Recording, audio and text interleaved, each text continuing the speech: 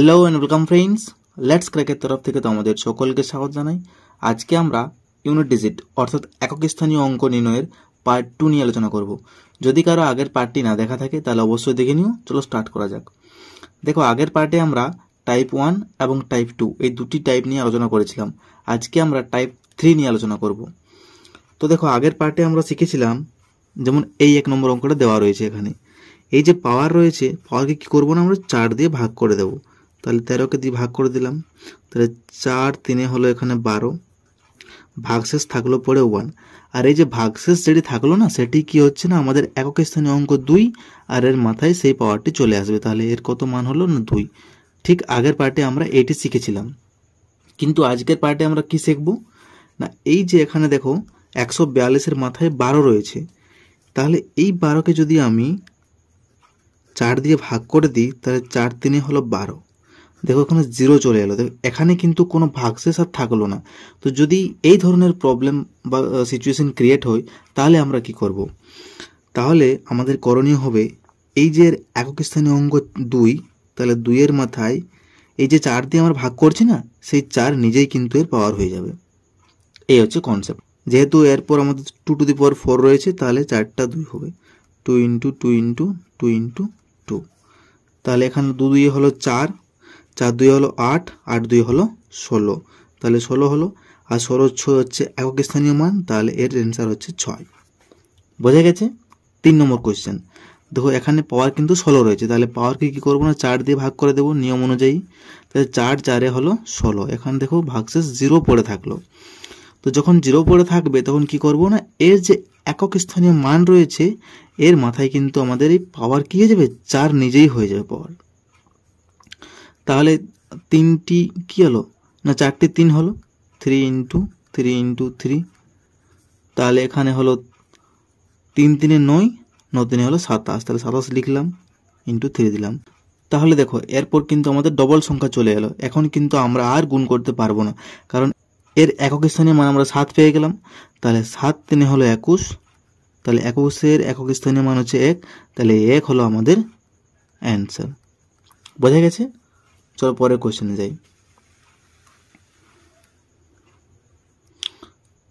4 নম্বর question. দেখো এখন দেওয়া রয়েছে 212 to the power 316, 323 to the power 512 into 727 to the power 313। তো একে আমরা কিভাবে করব? দেখো এখানে শেষ দুটি সংখ্যা কি করব না, 4 দিয়ে ভাগ করে দেব। তাহলে 16কে যদি আমি 4 দিয়ে ভাগ করি, তাহলে 4 4 হলো 16।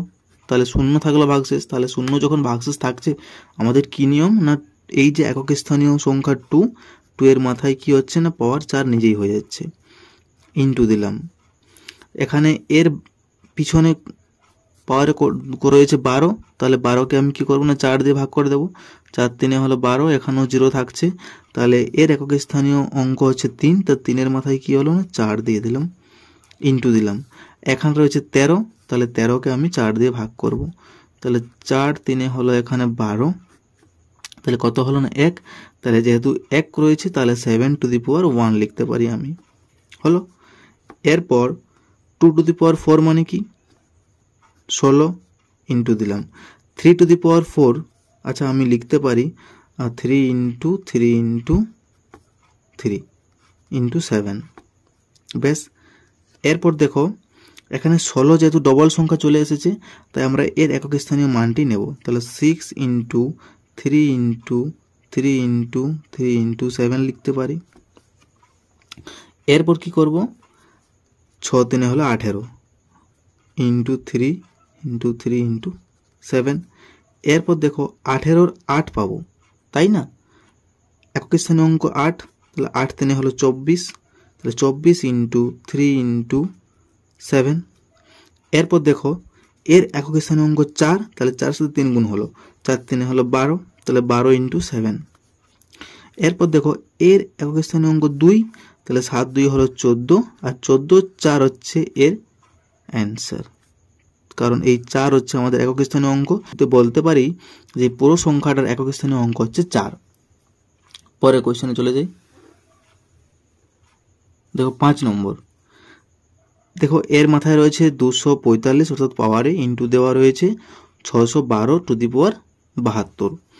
তো আমরা কি করব না 45 যেহেতু পিছন দুটি সংখ্যা তাই একে 4 দিয়ে ভাগ করে দেব। তাই 4 একে 4, 5 নামলো, 4 একে 4, 1, তাহলে ভাগশেষ কত থাকলো না 1 থাকলো।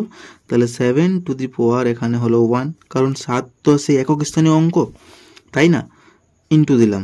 আর দেখো এখানে আমাদের শেষ সংখ্যাটি 1 রয়েছে, তাহলে আমাদের পাওয়ারে যাই থাক না কেন আমাদের কোনো দেখার প্রয়োজন নেই, ডাইরেক্ট আমরা কি করে না 1 লিখে দেব। তাহলে এখানে কত হলো 7 একে 7, তাহলে এই 7 হলো আমাদের অ্যান্সার। একক স্থানীয় অঙ্ক কত হচ্ছে না 7। বোঝা গেছে?